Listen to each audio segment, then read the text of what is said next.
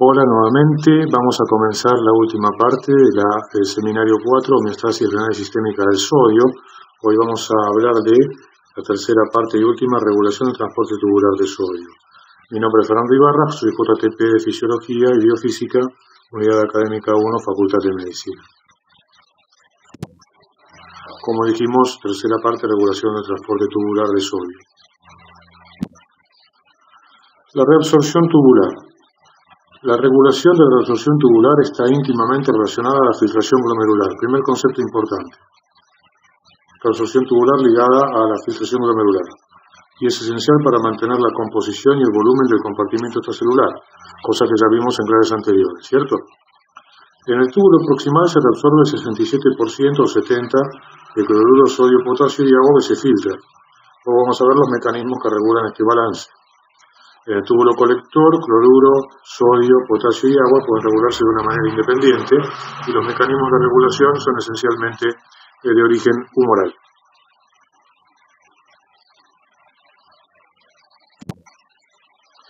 Cuando vemos los mecanismos que intervienen en la regulación, vemos que hay mecanismos locales o intrínsecos y mecanismos neurohormonales.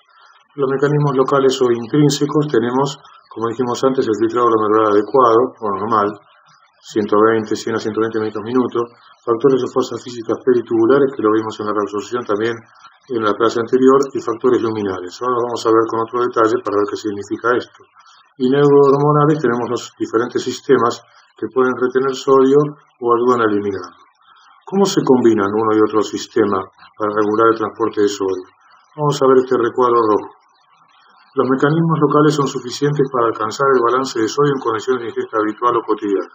Si yo tengo una ingesta estable, lo que ingiero lo excreto. Con eso, los mecanismos locales pueden valerse perfectamente en la vida cotidiana y no requieren otro tipo de mediadores, ¿cierto? Eso es lo que vamos a ver ahora. ¿Qué son los mecanismos locales? Por ejemplo, un mecanismo local bien estudiado es el mecanismo local que se denomina de balance glomérulo-tubular. El balance glomérulo-tubular es la capacidad de los túbulos de aumentar o disminuir la reabsorción del sodio y del agua en respuesta a un incremento o disminución, respectivamente, de la carga tubular. Es decir, se maneja que si yo aumento la carga tubular, puedo reabsorber más, si la disminuyo, reabsorbo menos. En términos generales, se dice que su presencia ayuda a impedir que porciones de los segmentos distales sufran sobrecarga de fluido cuando aumenta el filtrado glomerular, y esa parte, como está remarcado o resaltado en el párrafo siguiente, es de los denominados mecanismos intrínsecos o propios del riñón. Si yo lo puedo ver con un riñón denervado, con un riñón aislado y aún en túbulos microdisecados, este mecanismo de balance glomérulo-tubular, que de acuerdo a lo que filtro o reabsorbo, se mantiene.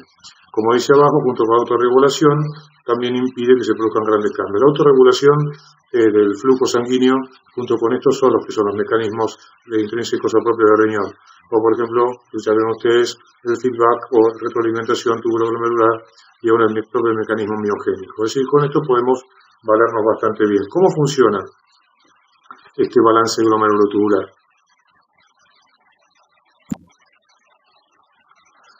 En este gráfico extraído del libro redibujado del texto de Boron y Gulpaev, vamos a ver la reabsorción de sodio en el túbulo proximal en función de la carga filtrada de sodio, también denominada oferta tubular. Fíjense que cuanto más sodio le doy, más reabsorbe. ¿Cómo veo esto?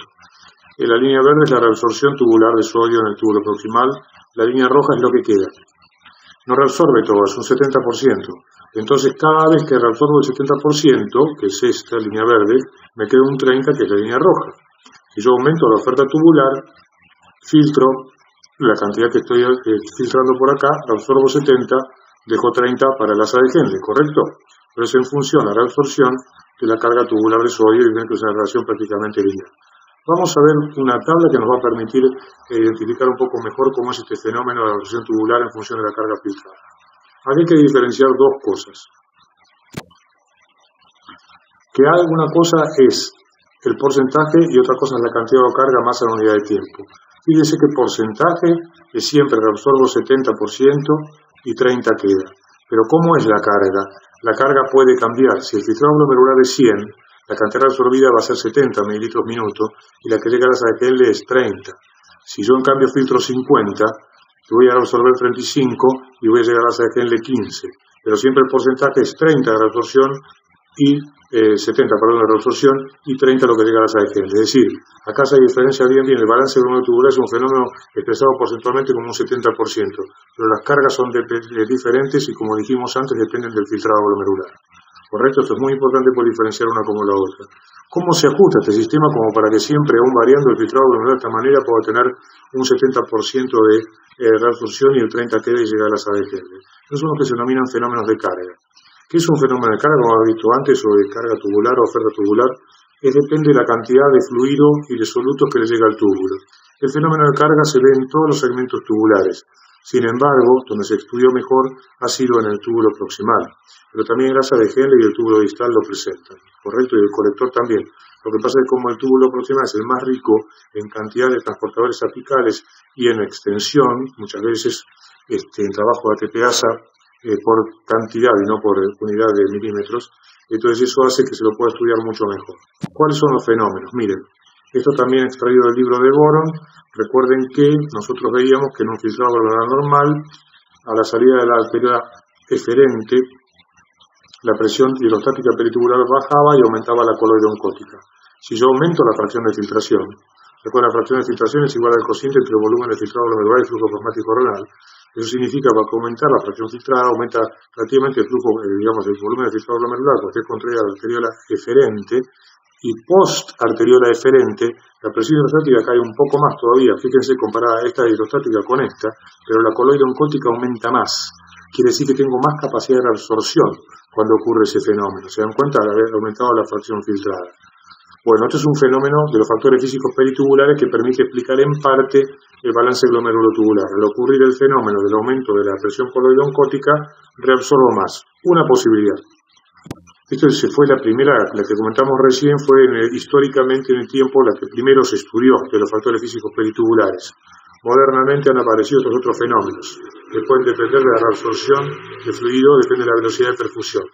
Si yo perfundo el túbulo proximal aislado o dentro del riñón a mayor velocidad, las microvellosidades de la membrana apical sensan que el flujo ha aumentado y eso produce, sobre todo a partir del cilio central, se dice ahora, un artículo muy reciente, cataloga el cilio central como responsable, entonces informa como que hay más flujo y por lo tanto debe haber más transportadores. Ese cilio central que se mueve ocasiona que más transportadores vayan a la membrana apical y que en concordancia con la sólido-potente ATPasa vasolateral reabsorban más. ¿Hay otro factor luminal? Sí, hay otro factor luminal. Vamos a mencionar en este caso uno solo, el intercambiador sodio-protón. Fíjense ustedes que acá tenemos dos ratones, tipos de ratones, uno entero y otro knockout para el intercambiador sodio-protón. ¿Qué significa knockout? Significa que por ingeniería genética le silencio o le quito el gen que codifica para el intercambiador sodio-protón de tipo 3. Acá tenemos el ratón normal, lo perfundo con más velocidad y reabsorbe más.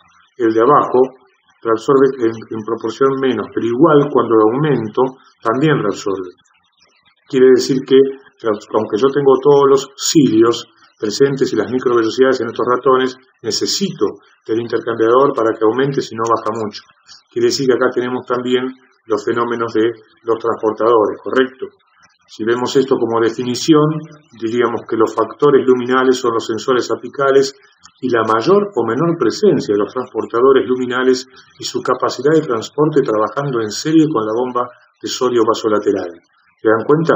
Sumo todo eso, así que hasta ahora hemos sumado las microvelocidades, la afinidad de los transportadores y en la vasolateral la sodio-potente ATPasa y después en el balance glomerulotubular las fuerzas físicas peritubulares como la presión coloide-oncótica, es decir que todos van sumando para que esto se ponga en marcha. Es un mecanismo realmente muy efectivo y que por eso se mantiene en un 70%, ¿correcto? Bueno, vamos a ver si ahora seguimos con lo mismo o si cambiamos esto, porque ya vimos cómo es el balance glomerulotubular y sus proporciones y cantidades.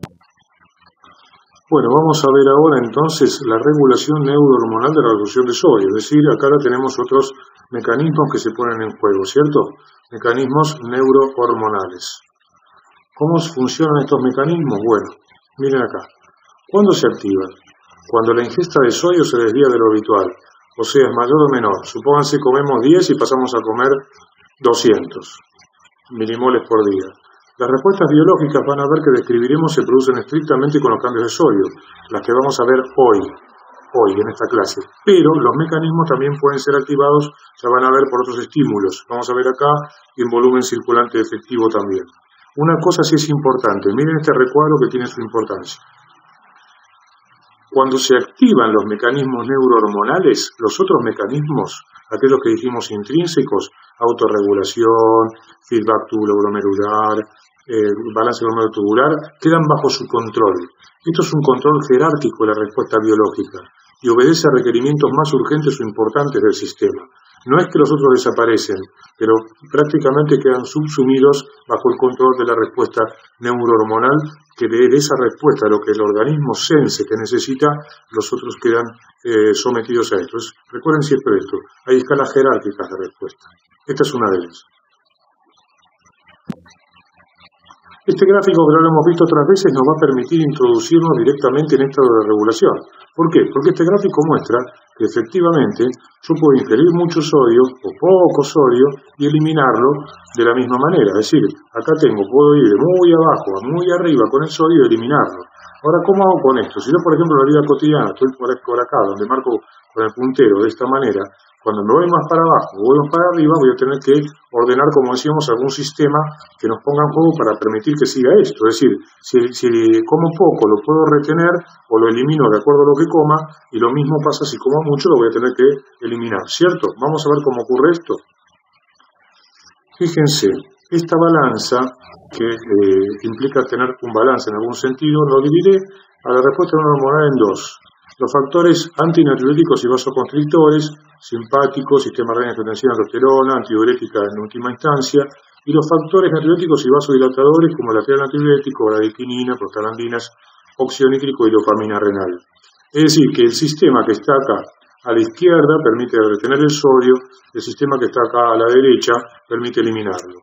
También se puede lograr un equilibrio entre ambos si yo no solo estimulo, sino que inhibo cada uno, como vamos a ver. Pero primero veamos esto. Si ustedes preguntaran cuál tiene más peso, miren, fisiológicamente el que tiene más peso es este. Este es el de mayor peso fisiológico, son los sistemas antinatriuréticos y vasoconstrictores. Los otros los regulan fundamentalmente. Pero ojo, porque si yo pierdo los natriuréticos también puedo tener enfermedades secundarias a eso. Lo que pasa es que los antinatriuréticos son los que preservan fundamentalmente la composición y el requerimiento del volumen del líquido extracelular en caso de requerimientos especiales. Lindo gráfico para mostrar cómo cambia la situación si voy ingiriendo sodio de poco a mucho. Miren acá en este caso, dijimos, hay una variación hormonal luego del aporte de sodio de 10 hasta 350 milimoles por día. Acá en el eje horizontal tenemos los días, en el eje vertical el nivel plasmático hormonal. La línea azul me muestra el factor natriurético auricular y la línea roja la renina-angiotensina-aldosterona.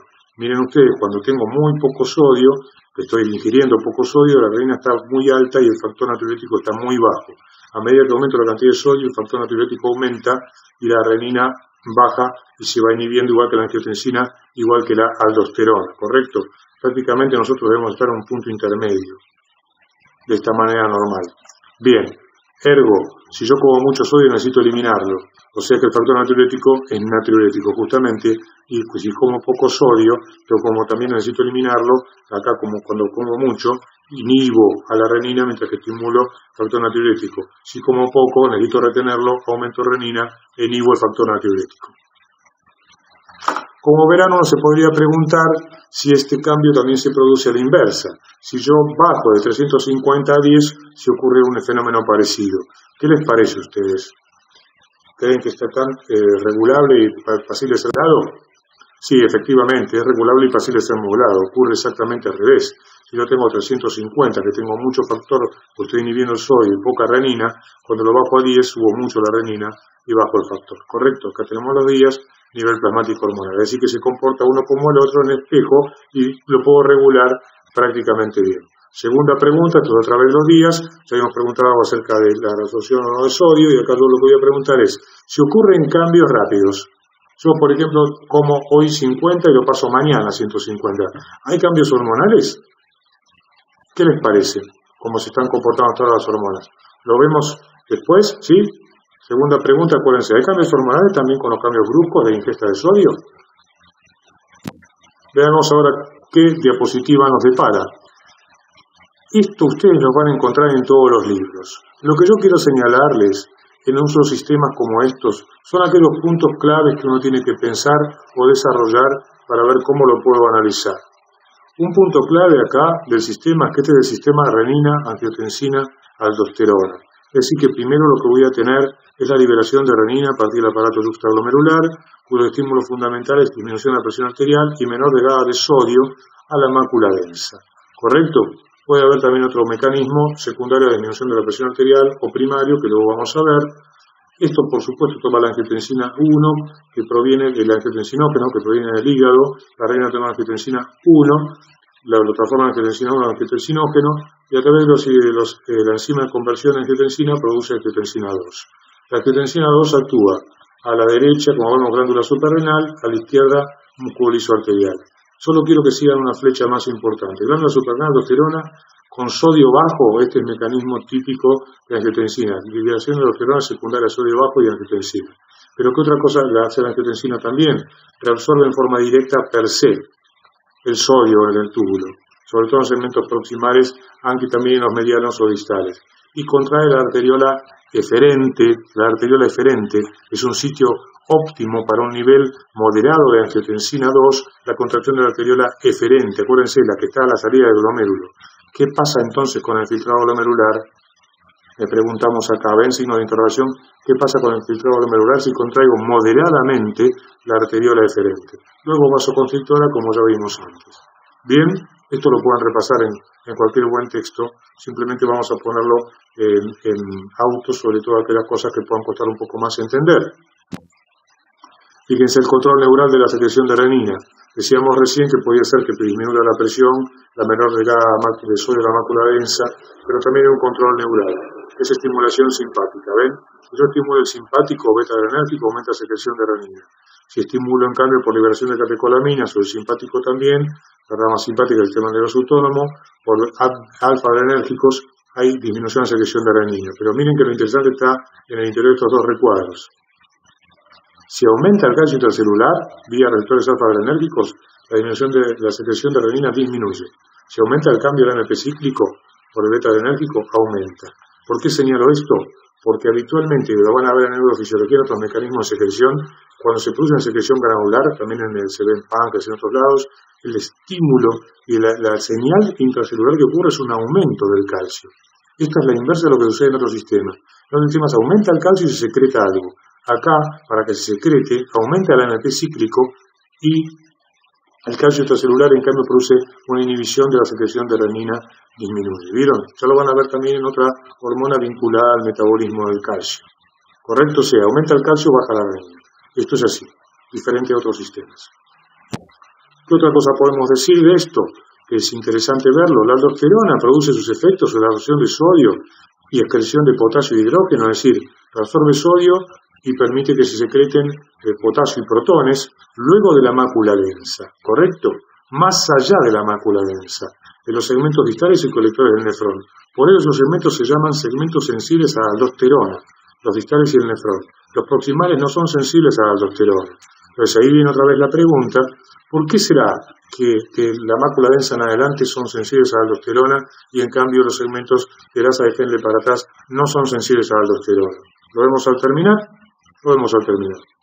Vamos a pasar a la vereda coña. No, seguimos un poco más en la vereda en que la estábamos. Hablamos un poquito más entonces de angiotensina y sus múltiples efectos, como pueden ver acá. La angiotensina 2 mantiene, aumenta el líquido extracelular, resistencias periféricas aumentadas, gasto cardíaco aumentado.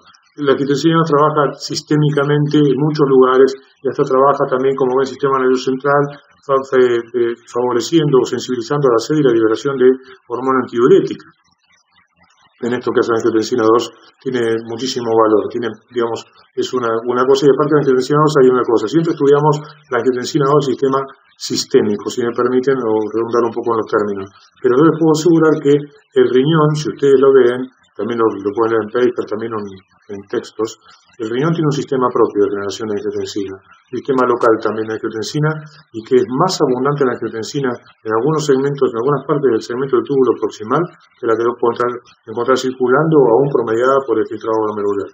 El sistema renina-angiotensina intrarrenal es un sistema importantísimo de regulación renal de varias cosas. Vamos a pasar a la vereda contraria ahora sí. Contraria pero siempre regulable. Factor natriurético auricular. Bien, fundamentalmente distensión auricular, estimulación simpática, endotelina, angiotensina 2, hace que el factor natriurético auricular que se elabora en la aurícula y algo en los ventrículos se libere al torrente circulatorio. Se han otorgado múltiple cantidad de acciones. Lo que sí sabemos es que el factor natriurético auricular hace que baje la presión arterial y baje también el volumen sanguíneo por un mecanismo de diuresis natriuresis y otros que se describían antiguamente como una pérdida de líquido intravascular hacia el líquido intersticial. Fueron las primeras descripciones, ¿correcto? Vamos a ver qué es lo que sabemos con el tiempo bien qué es lo que ocurre. Los efectos reconocidos de los péptidos natriuréticos, que son los efectos directos, y esto sí es un efecto importante para nosotros, es que aumenta el filtrado glomerular. Por dos cosas, aumenta la presión efectiva de ultrafiltración y es uno de los pocos que aumenta el KF, es decir, que aumenta el área de superficie glomerular que permite el área filtrante. Son los pocos que se conoce que aumenta eso. En los túbulos, dice acá abajo, el balance glomérulo tubular, ya les comenté que cualquiera de estas hormonas, cuando comienza a trabajar, altera todos esos mecanismos autorregulatorios. Por lo tanto, usted sabe que va a ocurrir en este caso al balance glomérulo tubular, lo disminuye. Sí provoca lavado medular y ese es un clásico. Inhibe el INAC o en general el transporte de sodio en el túbulo colector. Este es un clásico de la acción del FAN, del péptido natriurético. El lavado medular porque aumenta selectivamente el flujo sanguíneo medular, es decir que no le permite a la médula generar ese gradiente osmótico entre la luz del túbulo y su intersticio. Los demás son efectos indirectos y para eso van a encontrar trabajos de todo tipo y color. Pero quédense con lo que vimos en la diapositiva anterior y con esto que son cosas que sí sabemos. Obviamente el natriurético es natriurético. Vos decís, no están comprobadas experimentalmente aparte. Por eso lo digo, no son indirectos y todo lo demás. Bien, se van a encontrar muchas veces con un concepto que se denomina, en algunos casos, eubolemia, se puede denominar normovolemia también, en otros casos hipervolemia, en otros casos hipovolemia. Si esta es la normovolemia, se imagina que se ve la hipervolemia o la hipovolemia, ¿cierto? Esto significa el control de la excreción de sodio durante la euvolemia o normovolemia, situación estable, variables lógicas y balance de sodio. Es decir, lo que yo como cotidianamente lo elimino sin ningún problema, prácticamente no modifico ni mi presión arterial ni ninguna otra cosa, y esto depende de los factores locales, como dijimos antes, intrarrenales, y muy mínimamente de la rama simpática del sistema nervioso autónomo y un poco de la aldosterona, son absolutamente suficientes para que si como menos sodio o más sodio, yo lo elimine bien y no tenga ningún problema con mi volemia y mantenga esta figura que se ve acá, que ya lo vimos varias veces, así que no la voy a reiterar en este momento, ¿cierto? Decíamos, nos teníamos que sacar el líquido de encima porque si no la expansión se sostiene mucho tiempo. Entonces, ¿qué hago? Voy a inhibir la actividad simpática, ven que baja, voy a inhibir la renina, angiotensina, aldosterona, aumentan los sistemas intrarrenales natriuréticos, aumenta la excreción de sodio y finalmente excreto más sodio. Disminuye la absorción de sodio, aumenta el filtrado glomerular y aumenta la excreción de sodio, ¿correcto? Todo lo demás está inhibido. Y lo que puede aumentar son los factores natriuréticos también. En la siguiente, cuando ocurre un control de la excreción de sodio con contracción del LEC, como por ejemplo una hemorragia o deshidratación moderada, es exactamente al revés. Activo el simpático, activo angiotensina, activo todo e inhibo el factor natriurético y lo demás. Y lo que fundamentalmente hago es reducir, aumento la absorción de sodio y puedo reducir la excreción de sodio. Es decir, yo acá necesito ganar sodio. En jerga, por contracción de volumen, lo van a escuchar muchas veces, expansión de volumen también, y significa que el líquido extracelular, ya sea de forma absoluta o relativa, en la expansión de volumen tiene más líquido extracelular y en la contracción de volumen tienes menos. Digo absoluta o relativa porque ya lo vamos a ver cómo se combinan esos factores. Ven entonces cómo se puede el interjuego, todos los factores en conjunto, y van regulando eso y con los estímulos respectivos que, como les digo, pueden estar en esto, lo vamos a volver a repasar en volumen circulante efectivo, así que vean hoy los principales y después seguiremos con el resto. Preguntas, como habíamos quedado, ¿Hay secreción de sodio a lo largo del nefrón? No hay secreción de sodio. El sodio se reabsorbe mayor o menor, pero no hay secreción, se regula la absorción, ¿correcto? Si el cambio en la ingesta de sodio es brusco o no progresivo, también hay cambios hormonales, sí, hay cambios hormonales. Lo que pasa es que con la progresión, al tercer o quinto día tenemos lo que se llama el estado estable del balance de sodio, llegamos a un estado estable y ahí está. Pero sí hay cambios hormonales. Primero quizás retengamos un poco si comemos más, nos quedamos un poco atrás, pero después se compensa, pero ya se empieza a eliminar. Luego si comemos menos, también hay situaciones que lo retienen, aunque tarde un poco más. ¿Está bien? Pero sí hay cambios hormonales, claro que sí, inmediatamente. ¿A qué se debe que los segmentos distales sean sensibles a aldosterona y los proximales o Henle no? Simplemente proximales y Henle no tienen receptores para la hormona. Correcto, como cualquier otra situación de efecto, si ustedes no tienen receptor, por más ligando que haya por el circulante, no va a tener efecto, puede ser que es una derivada de esteroides, por ende es una intracelular, que la aldosterona también se han adjudicado efectos rápidos, no solamente genómicos, como se dicen todos los hormonas esteroides, ¿cierto? ¿Qué efecto tiene la angiotensina 2 sobre la arteriola excelente y volumen filtrado glomerular? La angiotensina 2 normalmente contrae en forma moderada la arteriola excelente. Esto aumenta la presión hidrostática glomerular y aumenta el volumen de filtrado glomerular y la fracción filtrada, ¿correcto? Eso ocasiona que aumente la presión oncótica peritubular y se reabsorba más en ese caso, y que la propia angiotensina 2 favorezca eso en el túbulo proximal con un poco de reabsorción. Hasta acá hemos visto entonces cómo podíamos controlarlo. Y por ende les voy a decir, gracias por su atención y será hasta la próxima en que nos podamos encontrar.